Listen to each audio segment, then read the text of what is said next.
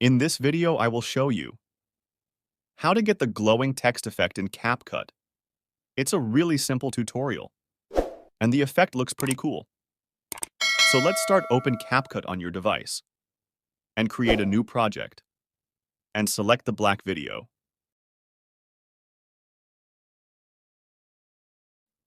Then you want to add the text to the video.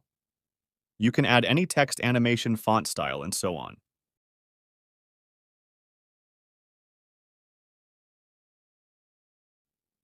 So when you add the text and select the animation, then click here to export your video to the photo gallery.